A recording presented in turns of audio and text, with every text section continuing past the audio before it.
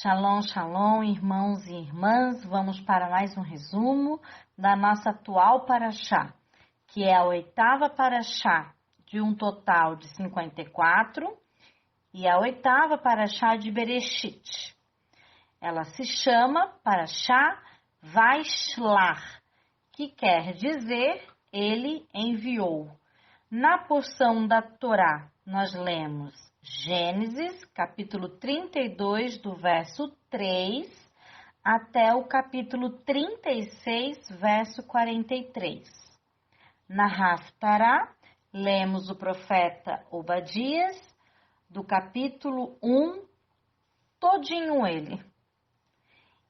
E na Brit Hadashá, lemos Hebreus, capítulo 11, do verso 11 ao verso 20, e também Mateus, capítulo 26, do verso 36 ao 46. Então, essa porção de Vaishlach, que vem do verbo shalach, que significa enviar, e desse verbo também vem o termo shaliach, que significa enviado, apóstolo. Vaishlach é a palavra que inicia a porção no original em hebraico, dando nome à porção, que significa ele enviou. Pois vimos no final da porção anterior que Melahims, mensageiros, vão ao encontro de Jacó. E Jacó envia agora esses mensageiros a seu irmão Esaú, porque ele precisava que os mensageiros resolvessem o problema entre ele e seu irmão gêmeo, uma vez que Esaú estava a caminho com 400 homens armados para matá-lo e queria, com isso, mandando os mensageiros aplacar a fúria de Edom, enviando-os a Seir, território de Edom. Jacó instruiu os mensageiros o que eles deveriam falar, que era que ele, Jacó, viveu como um escravo de Labão por esses 20 anos e enviou com os mensageiros bois, jumentos, servos e servas para presentear seu irmão. E quem sabe assim o seu irmão ficaria feliz e não mais quisesse matar Jacó, muito menos matar os seus. Percebemos que perante uma ameaça de guerra, Jacó tentou de todas as formas e estratégias evitar essa guerra. Jacó é muito sábio e ele teme sim a guerra. Em outras palavras, os mensageiros de Jacó dizem a Esaú o seguinte: estou honrando você, meu irmão mais velho, e informando que se não nos encontrarmos e fizermos as pazes, você terá muito do que se arrepender, pois eu sou um homem rico e pagaria para você receber a mim e a minha família graciosamente. É uma mensagem de apaziguamento e uma apresentação de bons motivos para Esaú receber Jacó em paz. A resposta de Esaú ao desejo de Jacó de ter paz e prosperidade com seu irmão Esaú não foi tão pacífica. Porque diz em Gênesis, capítulo 32, verso 6, então os mensageiros voltaram a Jacó dizendo, fomos a seu irmão Esaú, e ele também vem ao seu encontro com 400 homens. A resposta de Esaú é, estou indo conhecê-lo, mas ainda não confio em você. Estou vindo com um exército de 400 homens para vê-lo. A resposta de Jacó mostra que ele entendeu exatamente o que Esaú estava comunicando a ele. Jacó respondeu tomando todas as precauções para proteger a si mesmo e a sua família. E a segunda estratégia de Jacó foi uma estratégia militar muito sábia até, para evitar caso o confronto fosse inevitável, evitar a destruição de todos os seus descendentes, esposas, servos, rebanhos e posses. E, inclusive, Jacó divide em 2 grupos e os envia por caminhos diferentes. Assim, um grupo escaparia enquanto outro seria atacado, e com isso haveria descendência para continuar a promessa de Deus. Então Jacó ora e abre o seu coração a Deus, que agora ele é 2 bandos, 2 grupos, e se prepara orando, pedindo que Adonai os livre das mãos sanguinárias de Esaú. Jacó também lembra o Eterno de suas promessas feitas a Abraão, seu avô, a Isaque, seu pai, e a ele mesmo, o próprio Jacó. Vamos olhar para a oração de Jacó e aprender com ela algumas coisas importantes sobre nós e sobre o nosso Senhor. Primeiro, Jacó menciona claramente a identidade de sua família num relacionamento com Deus, relacionamento íntimo na história de sua família, de Jacó, porque Jacó fala em sua relação com o Deus Todo-Poderoso de Abraão, seu avô, e Isaque, seu pai. Quando oramos, também devemos mencionar a nossa identidade no relacionamento de Deus, porque Abraão também é nosso pai na fé. Segundo, Jacó lembra a Deus que ele está retornando à terra de seus pais, em obediência à instrução do próprio Deus. Então, essa viagem é o resultado do pedido de Deus a Jacó, que deveria voltar para a família e para o país de seus pais.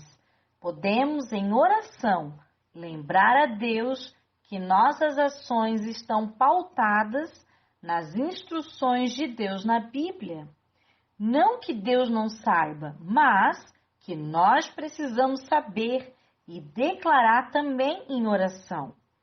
Terceiro, Jacó orou a Deus sem orgulho e sem mérito próprio, pois ele disse: não sou digno da menor das misericórdias e de toda a verdade que me mostrasse, Senhor. Também devemos orar sem orgulho próprio, sabendo que não temos nenhum mérito. O mérito é todo de Deus, que é misericordioso conosco. Quarto, Jacó pediu humildemente: Senhor, me livra das mãos de meu irmão. Você, ó Senhor, deu a meu pai e avô Abraão as promessas de que meus descendentes serão como a areia do mar, tão numerosos que não se pode contar. Jacó, com humildade, disse que as promessas são de Deus a seu avô Abraão, que passaram para Isaque, seu pai, e agora, humildemente, Jacó herdaria, e por esse motivo, Jacó pede livramento de Deus e intervenção divina para que as promessas de Deus se cumprissem na vida dele. Muitas pessoas oram pelos próprios planos, porém Jacó orou pelos planos de Deus. Devemos orar pelo livramento também e intervenção de Deus em nossas vidas, para que as promessas, os propósitos, os planos de Deus se cumpram em nossas vidas, família e de nossos descendentes. Nos submeter a Deus na vida e na oração também. A oração de Jacó é um exemplo de humildade e submissão a Deus.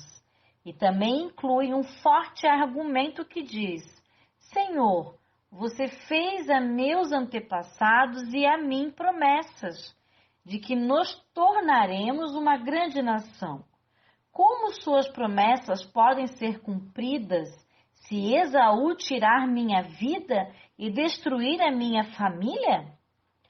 A terceira estratégia de defesa de Jacó é novamente separar rebanhos durante a noite para presentear Esaú. 200 cabras, 20 bodes, 200 ovelhas, 20 carneiros, 30 camelas de leite com suas crias, 40 vacas, 10 touros, 20 jumentas e 10 jumentinhos. Jacó pede a seus servos levarem esses rebanhos como presente a Esaú e dar espaço entre um rebanho e outro. E cada vez que um rebanho passasse por Esaú e este perguntasse de quem eram, era para dizer: são do seu servo Jacó como presente a ti, e ele vem atrás de nós. Essa resposta Esaú teria, no mínimo, por 9 vezes. Jacó, com isso, pensava em aplacar e amaciar o coração de Esaú com os presentes. Presentes também significam bênçãos. E assim, quando chegasse à presença de Esaú, esse poderia aceitar e se agradar com a presença de Jacó. O Rabino Rashi diz que Jacó se preparou para 3 coisas. Primeiro, oferecer presentes. Segundo, pedir proteção a Deus. E terceiro, combater se necessário. Os homens, mesmo justos, não devem esperar com braços cruzados o apoio de Deus, pois, quando agem na terra, a ação é feita também no céu. Nesta noite, Jacó chamou as suas 2 esposas, 2 servas e 11 filhos, e tudo o que possuía, e os passou pelo rio Jaboque, que significa vazio em hebraico. O rio Jaboque, hoje, é a Jordânia. Antes do encontro com Esaú, Deus envia seu anjo para lutar com Jacó no rio Jaboque. Este é um dos textos mais interessantes de Gênesis e é apresentado com poucos detalhes. Isso é feito de forma proposital para criar um ar de mistério. Jacó ficou sozinho e lutava com um homem até o amanhecer. Esse homem é esse mensageiro. Naquele lugar, Jacó foi esvaziado e o homem tocou na sua coxa e deslocou a junta da coxa de Jacó na luta. No hebraico, a palavra coxa é iarer e tem significado de virilidade masculina. Isso fala também em Gênesis capítulo 24, verso 2. Isso quer dizer que Jacó foi ferido na sua força, virilidade, partindo-lhe a alma para que fosse transformado. O homem pediu para Jacó deixá-lo ir, por já está clareando o dia, mas Jacó falou que só deixaria ele ir se o abençoasse. Sabemos pelo próprio texto que esse homem podia abençoar e era a face de Deus. Então sabemos que esse homem, na verdade, é Yeshua, o Messias. Jacó lutou com Deus e com os homens e prevaleceu. Por esse motivo, seu nome foi mudado para Israel, que é um acróstico de Ki Sarita Elohim, ou Ki Sarita El. Israel, em hebraico, está ligado a vencer as forças sobrenaturais. E também o nome Israel forma as letras iniciais dos patriarcas e suas esposas. Y de Isaac e Yaakov, S de Sara, R de Rivka e Raquel, A de Avraham e L de Lia. Agora, o caráter de Jacó, que significava enganador, foi tirado e esvaziado.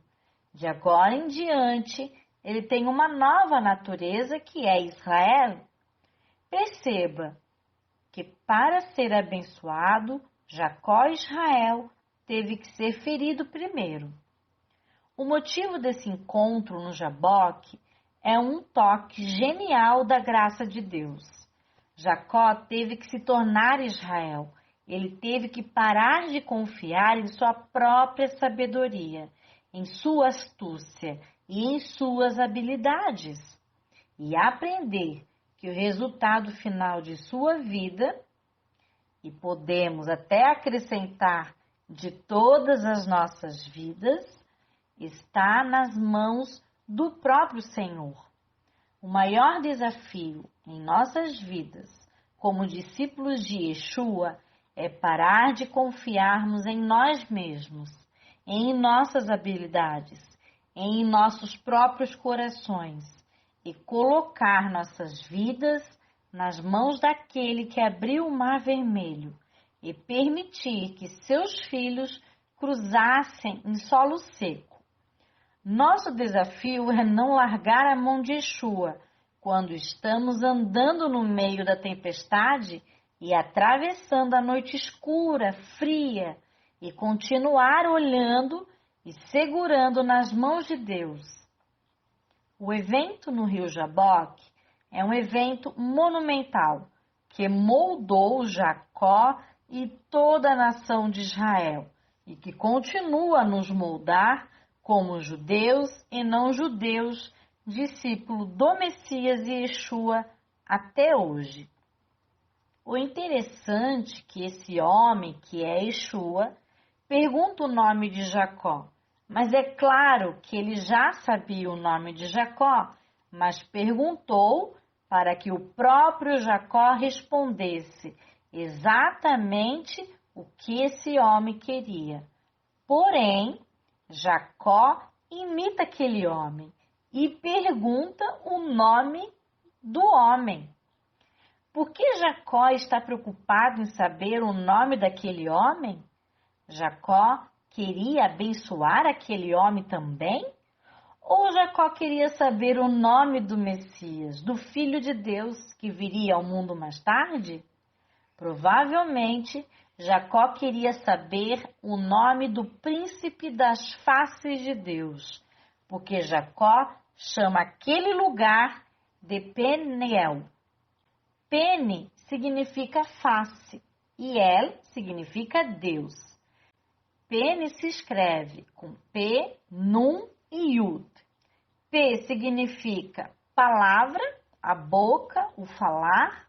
Nun significa semente, peixe, atividade e vida. E Yud significa braço e mão. Veja que está falando aqui pene da face, está falando aquele que é a boca, aquele que é a vida, aquele que é a palavra, aquele que é o braço estendido e mão forte. Está falando de Yeshua. E El é escrito com Aleph e Lamed. El significa Deus. Aleph significa o líder, o boi, a força. E Lamed significa a vara, ou controlar a direção. Então, a palavra El significa o líder que dá a direção. Veja que fala de Yeshua. Realmente, Jacó viu a Deus e lutou com Deus, como fala a porção de Oséias, capítulo 12, verso 3. Muitos judeus debatem quem seria esse homem que lutou com Jacó. E uns até dizem que foi Esaú e outros que foi o anjo de Esaú. Porém, sabemos também que Esaú fala de Edom e sabemos que Edom fala de Roma, Jesus. No capítulo 33, vemos a segunda vez que é falado Esaú com 400 homens e Jacó como servo. Isso fala dos 400 anos de servidão que Israel teria ainda no Egito, conforme avisou Deus a Abraão, lá em Gênesis, capítulo 15, verso 13. Será que Jacó, conhecedor disso, pensou que ali estariam em risco de servidão, de escravidão a Esaú?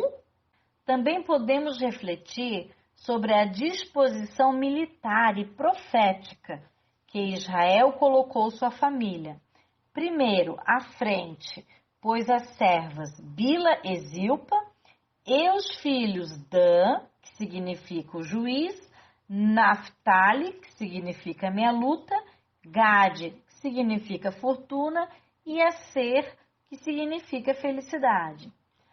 Atrás, em segundo, pôs Lia e seus filhos, Ruben, que significa eis um filho, Simeão, Deus ouve, Levi, aquele que une, Judá, Deus seja louvado, Issacar, aquele que dá salário, galardoa, Zebulon, aquele que habita e faz morada em nós, e Diná. Em terceiro, por último, pôs Raquel, que significa ovelha, e José, frutífero ou fecundo. Profeticamente aludindo a 3 momentos de Israel, que num primeiro momento Israel seria servo e passaria por lutas, e Deus seria o seu juiz para ter fortuna e felicidade. Depois, no segundo momento, viria o Messias, filho unigênito, que ajuda todos os judeus e faria morada dentro de nós, através da sua morte e ressurreição.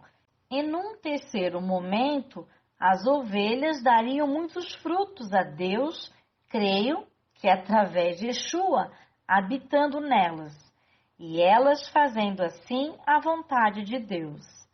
Interessante que Jacó passou correndo à frente nesse momento e se prostrou 7 vezes.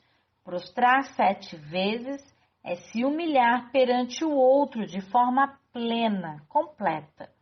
Dizer para o outro, eu sou seu servo e tu és o meu Senhor. Consequentemente, Jacó pede um perdão perfeito. Vou abrir aqui um parênteses meu, porque perceba que o homem que lutou com Jacó alude a Yeshua e Esaú alude a Jesus. Então, o que está acontecendo aqui é que Israel está pedindo perdão a Yeshua profeticamente. E isso me faz compreender por que Esaú nasceu primeiro e não Jacó. Pois se Jacó nascesse primeiro, não haveria luta de Jacó com Deus. Não haveria Israel pedindo perdão a Yeshua Jesus. Os rabinos nos ensinam também que Israel e Esaú falam de 2 maneiras de uma mesma pessoa. Creio que também fale de Yeshua e Jesus, que é a mesma pessoa, porém em 2 períodos diferentes. Só depois que Israel pede um perdão perfeito para Esaú, e isso foi feito aos poucos, porque Israel se prostra uma vez, se levanta, chega mais perto, se prostra uma segunda vez, se levanta e assim chega mais perto. E isso acontece por 7 vezes. Só depois é que Esaú corre para Israel e o abraça e o beija, e ambos choram, aludindo à segunda vinda de Yeshua, onde Israel abraçará Yeshua. Deus ouve as orações e clamor de Jacó e Israel, e todos os medos de Jacó, e quebranta o coração de Esaú, pelo menos naquele momento, desapareceram, e a inimizade e a amargura que existia entre eles, ali se dissipou como fumaça. E tudo que ficou, por pelo menos naquele momento, foi: nós somos irmãos, somos de uma só carne e sangue, precisamos fazer o bem uns aos outros. Assim como Jacó se prostraram na mesma ordem que os enviou primeiro as servas e seus respectivos filhos, depois Lia e seus filhos, e por último Raquel e José. Jacó insiste com Esaú para que receba seus presentes, que alude a bênçãos, e insistindo, diz que via o rosto de Esaú como se estivesse vendo a face de Deus, por tê-lo aceitado, e Esaú aceita as bênçãos, os presentes de Jacó. Ambos os irmãos eram poderosos e ricos. Jacó, então, acaba pagando a Esaú pelos prejuízos causados a ele no passado, parte do salário que Jacó acumulou durante os anos que trabalhou para o seu sogro Labão. Ele diz: peço que aceites a minha bênção, que a ti foi trazida, porque Deus graciosamente me tem dado, e porque eu tenho de tudo. Ele dividia com Esaú o poder de ser próspero, bem-sucedido e fecundo. Só que isso está já manifesto de forma palpável em bens materiais. Jacó não divide com Esaú a herança espiritual, mas somente a física. Vemos nesta porção que o inimigo, com astúcia, tenta por 2 vezes fazer com que Jacó se misturasse a outros reinos, ou seja, a outros povos, e perdesse o seu chamado, perdesse a pureza da genealogia do Messias. Primeiro com Esaú, que são os edomitas, e segunda vez nós vamos ver com o povo de Siquém. Esaú pede para Jacó ir com ele e com os seus, mas Jacó, para não ir, diz que irá depois, porém não vai. Esaú volta para Seir e Jacó vai para Sucot com os seus, onde constrói casa para si e para o seu gado. Sucot significa tendas e é a mesma palavra para tabernáculos. Nós celebramos a festa de Sucot, ou festa das tendas, e vemos em Zacarias 14 que as nações no milênio subirão para Jerusalém para celebrar essa festa. Em João, capítulo 1, verso 14, fala que somos tabernáculos de Deus e que Yeshua tabernaculou entre nós. Jacó compra um terreno na cidade de Siquém por 100 peças de dinheiro. Descobrimos que Levi e Simeão tinham uma irmã chamada Diná, que Siquém se enamora por ela, filho do rei Amor. Mas a palavra fala que não pode haver comunhão da luz com as trevas. Isso fala em 2 Coríntios, capítulo 6, verso 14. Vou abrir aqui um parênteses para falar uma curiosidade sobre o local da cidade de Siquém.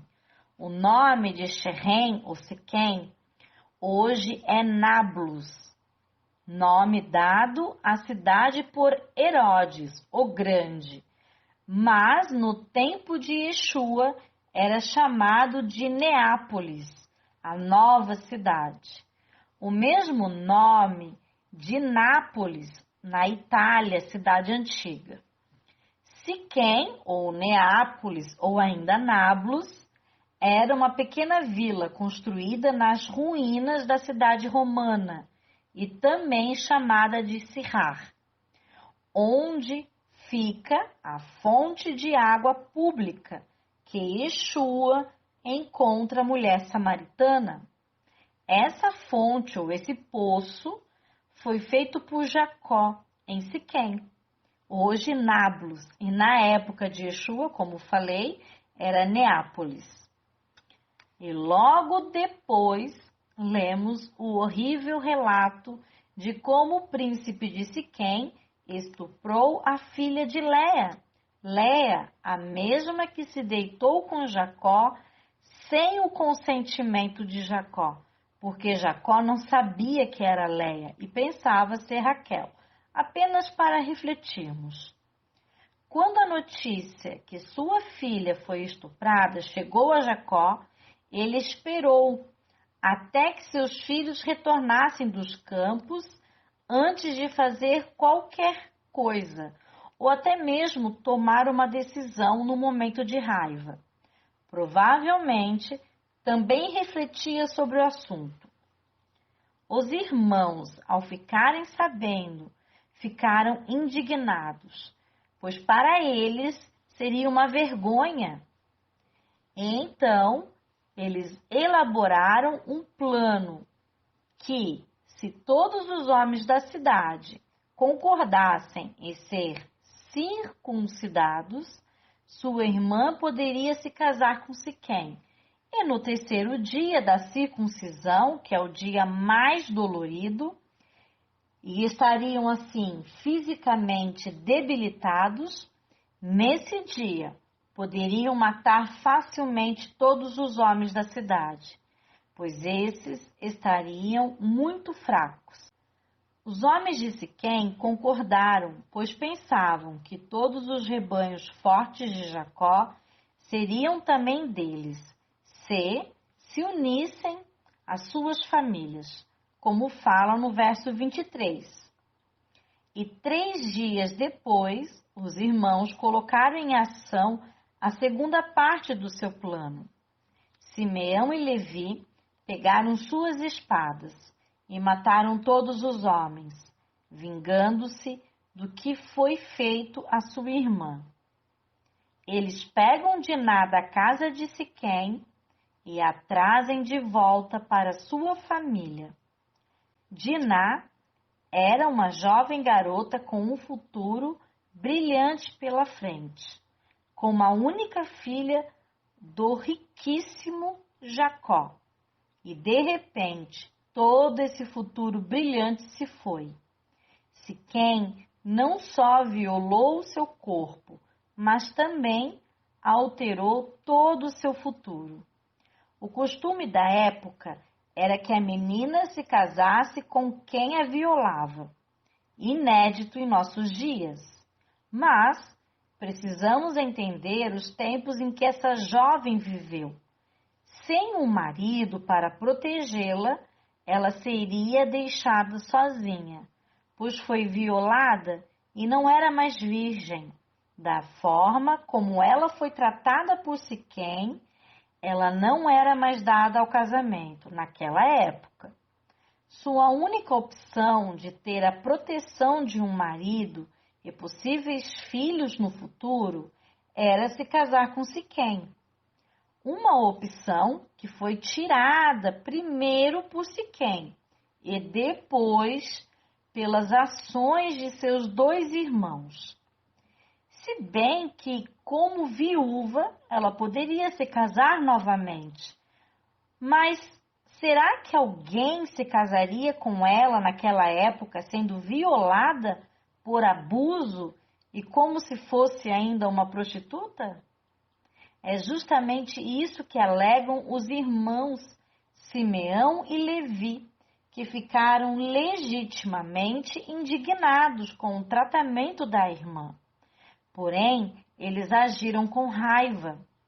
Sua raiva era até justificada, mas suas ações não. Porque eles viram e sabiam que seu pai Jacó fez de tudo para não ter que lutar com seu irmão Esaú no reencontro, e agora parece que todo esforço de ficar longe da guerra foi por água abaixo com os seus 2 filhos. Essa é uma lição que se destaca nesta parte. Como agimos em situações que legitimamente nos irritam? Nossas ações realmente ajudam a vítima ou é mais sobre como nos sentimos? E uma outra questão: Nossas ações são proporcionais à violação, à transgressão? E, se Siquém não fosse morto, será que trataria bem a sua irmã, uma vez que já não tratou bem e a violou? Sabemos que não seria bom para a promessa e genealogia do Messias, a mistura dos filhos de Israel com todo o povo de Siquém, que não conheciam, não honravam e nem obedeciam aos princípios de Deus. Essa foi a segunda tentativa. Só nesta paraxá de trazer misturas de povos com Israel, que perderia assim o seu chamado. Ao mesmo tempo, o que fizeram os irmãos atrairia também o ódio dos cananeus e dos ferezeus, que habitavam também esta terra, e assim Jacó e sua família estavam em apuros e perigo de uma provável e eminente guerra. E Jacó então temia que pudessem ser destruídos. Erraram os irmãos desobedecendo a seu pai? Ou será que não agiram no sentido de prosseguir no propósito e na ordem divina? Deus pede a Jacó que se estabeleça com sua família e os seus fora de Siquém, que fossem a Betel e que todos eles fossem purificados com banho e trocassem de vestes, jogando fora todos os deuses estranhos que foram enterrados embaixo de um carvalho. E em Betel, Jacó fizesse um altar a Deus e oferecessem sacrifícios para terem os seus pecados perdoados e continuarem sua caminhada. E assim foi feito. Depois de terem obedecido a Deus, o terror de Deus caiu sobre os que habitavam as cidades ao redor, e ninguém ousou perseguir os filhos de Jacó, pois ficaram com medo. Olha como é importante sermos obedientes a Deus, e que isso impõe o reino de Deus sobre onde estamos e arredores. Débora, que era serva de Rebeca e foi responsável por ajudar na criação de Esaú e Jacó, falece e é enterrada em Betel, debaixo de um carvalho, que Jacó chamou de Alambacut, que significa carvalho de choro. E puderam voltar para Padã Arã, onde Deus aparece a Jacó e o abençoa, e Deus confirma a mudança do nome de Jacó para Israel. No caminho de volta a Padã Arã, morre Raquel, ao dar à luz a seu segundo filho, que Raquel chama de Benoni ou Ben-Oni, que significa filho da minha aflição. Ben é filho e On é aflição. Mas Jacó chamou de Benjamim, Ben-Yamim, que significa filho da mão direita. Isso tudo aconteceu em Belém, Beit Lehem, que significa casa do pão, mesmo local que milênios depois nasceria Yeshua, que trouxe a Israel certa aflição, mas também redenção. Na morte, trouxe a vida.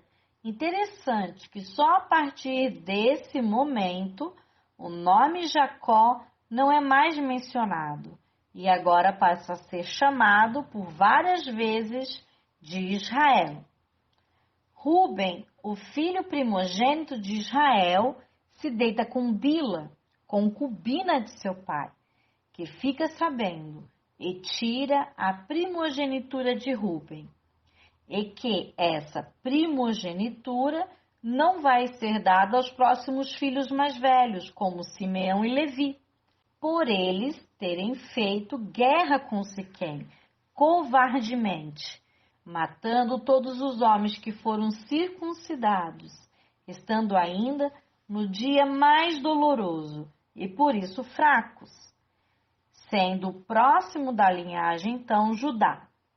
Vemos também que Isaac morre com 180 anos e farto de dias. No final da porção da Torá, temos a linhagem de Esaú e de seus filhos.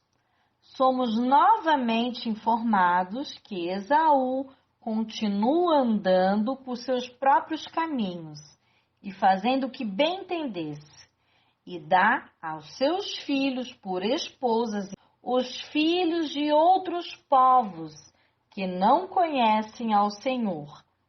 Isso nos mostra que Esaú tinha um coração que nunca se curvou definitivamente diante do Eterno, pois ele teimava em fazer as coisas conforme a sua própria vontade e não de Deus. Diferente era Jacó, que obedecia à vontade de Deus e por isso tinha o privilégio de conhecer os segredos de Deus. O primogênito de Esaú é Elifaz. Elifaz era o primogênito de Esaú por sua esposa Ada. Ele tinha 6 filhos, dos quais Temã era o primogênito, e os outros eram Omar, Zefô, Gaitã, Kenaz, e finalmente Amaleque, nascido de sua concubina Timna.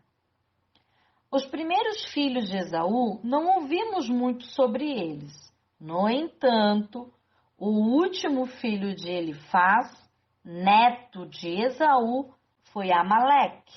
Amaleque, sabemos que é o inimigo perpétuo de Israel. Mais tarde, veremos que no Sinai, quando Israel tentava sobreviver ao deserto, que vagava há 40 anos, Amaleque trava batalha contra Israel. Arão e Hur tiveram que segurar as mãos de Moisés durante toda a guerra para poder obter a vitória do Senhor sobre Amaleque. De fato, Amaleque é a única nação sob a qual Israel é ordenado a excluir sua memória da face da história, os amalequitas.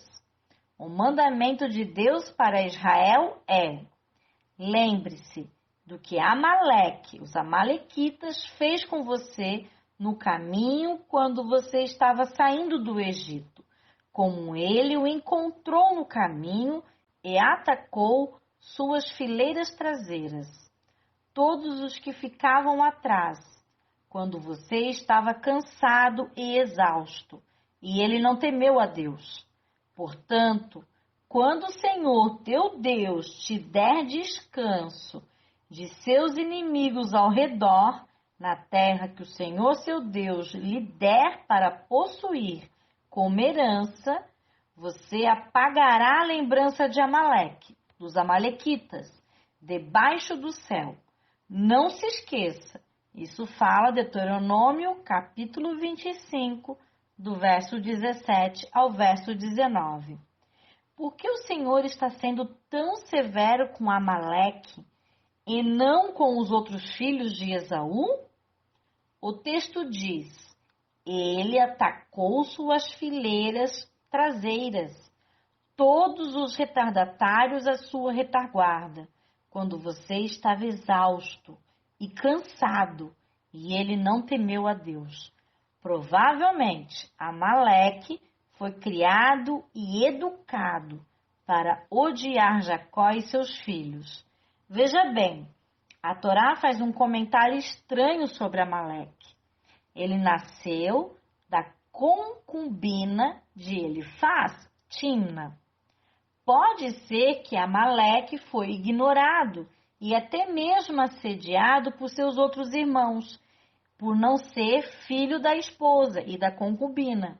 e talvez até por seu pai ele faça. E agora ele precisa recompensar sendo mau e cruel, pior que seu pai e avô. Deus abomina aqueles que se aproveitam dos exaustos, dos cansados e dos fracos.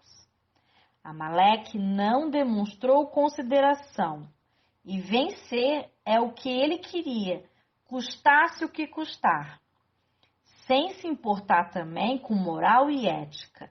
Isso fica claro na história do rei Saul, quando ele poupou Agag, rei dos amalequitas, e centenas de anos depois, Ramã, descendente de Agag, amalequita, é o primeiro-ministro da Pérsia, atual Irã. E ele quer exterminar todos os judeus do Império Persa. Olha quão terrível! Foi assim que Amaleque e seus filhos foram treinados e educados a odiar, ignorar todos os padrões de moralidade do certo e do errado, e seguir seu caminho, não importa como, quem ou o número de vidas que serão sacrificados para que ele alcance seus objetivos e desejos. Se pensarmos na maneira como as crianças em Gaza, na Síria e no Líbano são educadas, podemos pensar em Amaleque e no profundo ódio infernal que eles têm por Israel, os filhos de Jacó, os judeus. A reconciliação de Jacó com Esaú, seu irmão, foi uma coisa boa e pacificou 5 dos seus filhos. Mas o neto Amaleque, filho da concubina, o Senhor Deus ordenou que Israel excluísse sua memória da face da terra. E agora nós entendemos o porquê.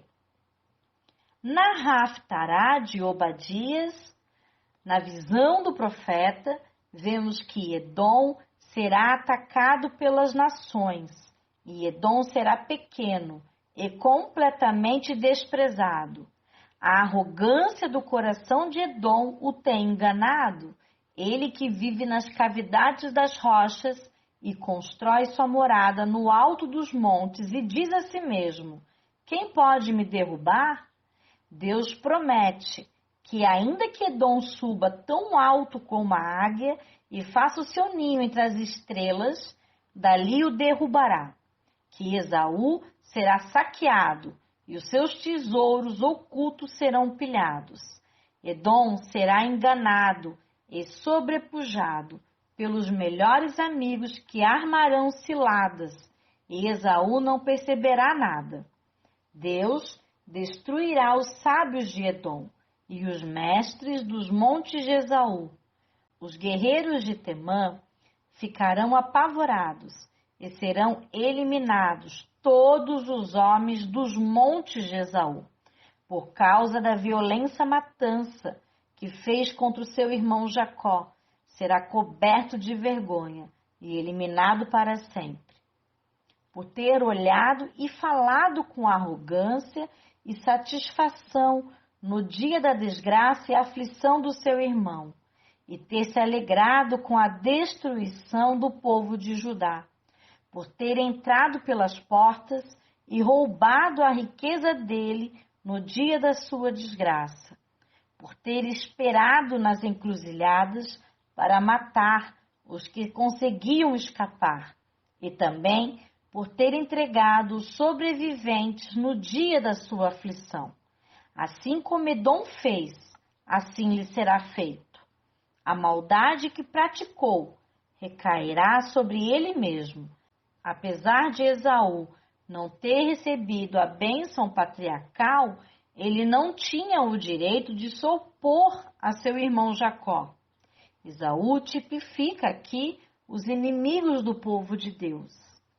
Assim como vocês, diz ali, beberam do meu castigo, no meu santo monte, também todas as nações beberão sem parar. Beberão até o fim, e serão como se nunca tivessem existido. Mas no monte Sião estarão os que escaparão.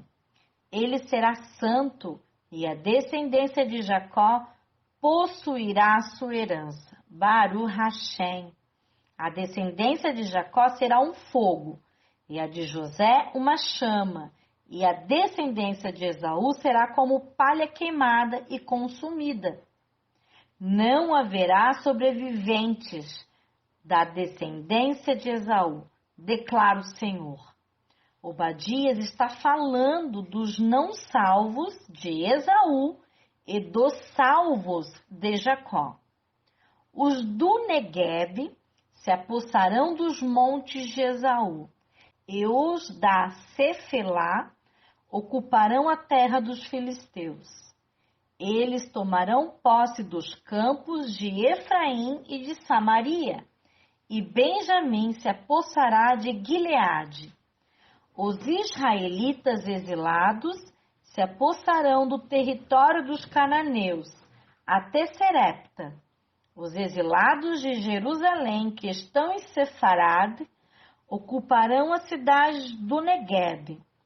Os vencedores subirão ao monte Sião para governar a montanha de Esaú, e o reino será do Senhor. A leitura do profeta, que é o profeta Obadias, o livro inteiro, todos os 21 versículos.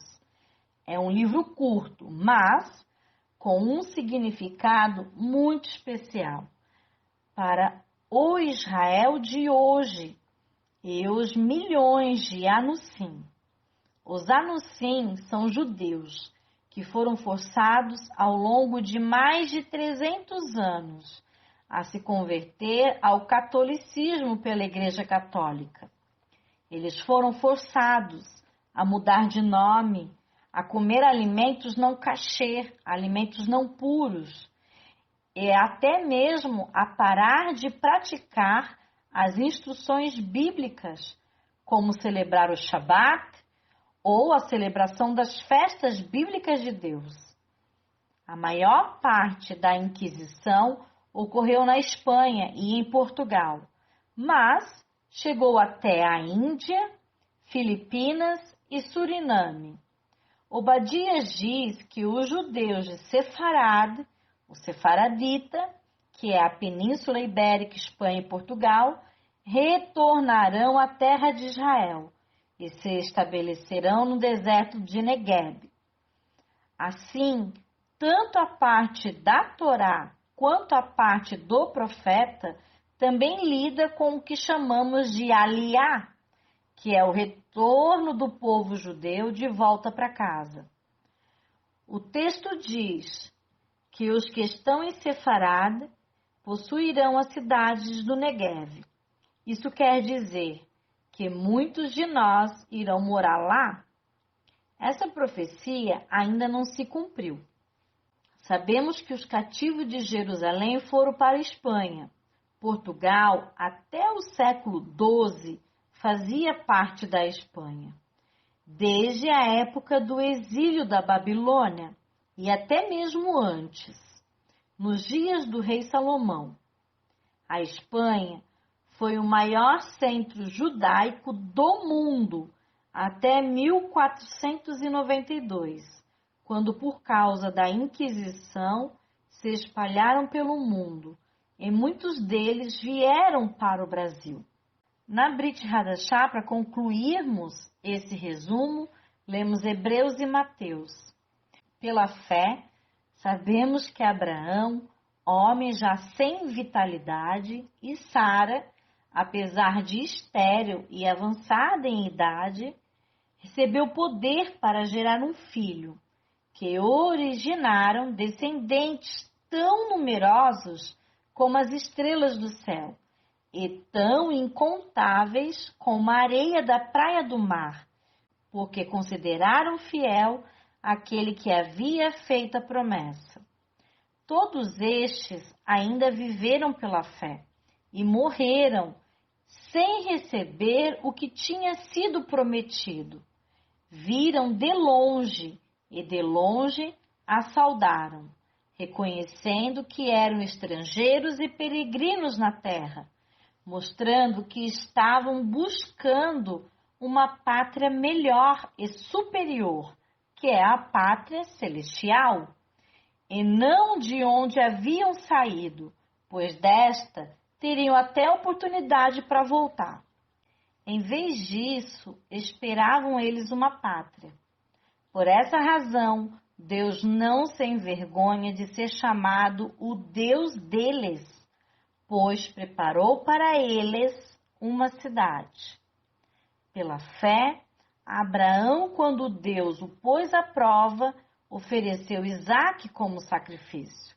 Abraão, que havia recebido as promessas, estava a ponto de sacrificar o seu único filho, embora Deus lhe tivesse dito: por meio de Isaque será chamada a sua descendência. Abraão sabia que Deus pode ressuscitar os mortos e, simbolicamente, recebeu Isaque de volta dentre os mortos. Isso tudo pela fé, pelo crer e obedecer em Deus, mesmo sem ver ainda as coisas futuras que Deus nos promete na Bíblia. Perseveramos, cremos e obedecemos, e assim seremos galardoados. Em breve recebemos a promessa. Pois em breve Yeshua voltará. Mas antes virá o anticristo, isto é, tudo também que é contra o Messias. Em parte, já estamos vendo a forma de viver que estão tentando obrigar à força as pessoas no mundo a seguir. Mas devemos lembrar de todos os que sofrem na Bíblia e, mesmo assim, perseverarmos em meio a lutas como eles, em meio a tribulações e sofrimentos.